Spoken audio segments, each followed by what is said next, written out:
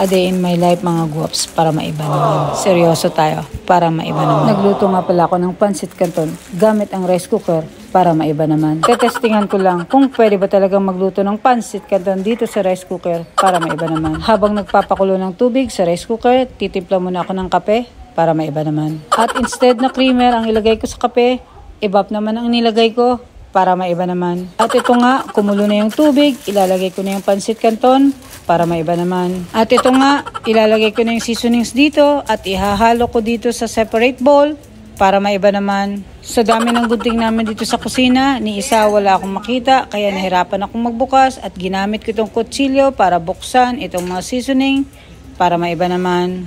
Apakahirap buksan kaya piniga ako ng todo para sumirit yung mga seasonings para maiba naman. At ito, hahaluin ko na, gagamitan ko ng chopsticks para maiba naman. Haluin lang ng haluin para mahalo ng todo at hindi magbuo, lalong sumarap, maiba naman.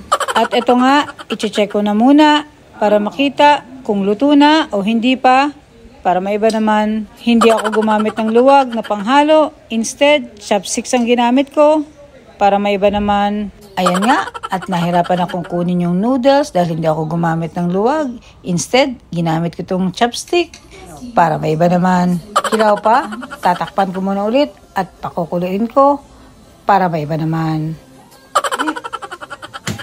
At ito nga, medyo hilaw pa, takpan ko muna, pakuluin ko ulit para maiba naman. At ito nga, kahit hindi ko alam kung luto na o hindi, titikman ko para maiba naman.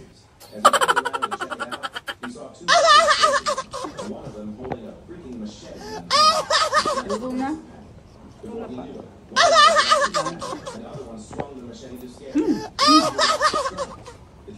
At dahil luto na, isasara ko na itong rice cooker at bubunutin ko na para i-drain ko na yung tubig, maiba naman. At sa pag-drain ng tubig, hindi ko inubos yung tubig para moist at hindi tuyo, maiba naman. Apakahirap mag-drain mga guwapo nitong noodles kasi hindi ko makita yung strainer. Kaya ginamitan ko nitong chopsticks, maiba naman. At ito nga, okay din palang gamitan ng chopsticks pag nagde-drain. Basta siguraduhin nyo lang na hindi mahuhulog yung noodles, maiba naman. At ito, ilalagay ko na yung noodles dun sa seasonings na hinalo ko kanina na medyo masabaw-sabaw pa, maiba naman. At ito, isinalon ko na yung noodles doon sa seasonings kung saan ko hinalo kanina. Hindi ko ginamitan ng luwag pero ginamitan ko ng chopsticks para maiba naman. At ito, kakain na kami. As usual, ayaw pa rin humarap ng bunso ko. Kaya ako na lang ang humarap. Hindi naman siguro nakakatakot ang mukha ko. Maiba naman. Nasa hipin ko yung ting. So ito. Ito yung pancit canton. Tapos, parang pinaresan ko nito. Cupcake. Banana cupcake. Yung binig. Blah blah blah. Bye!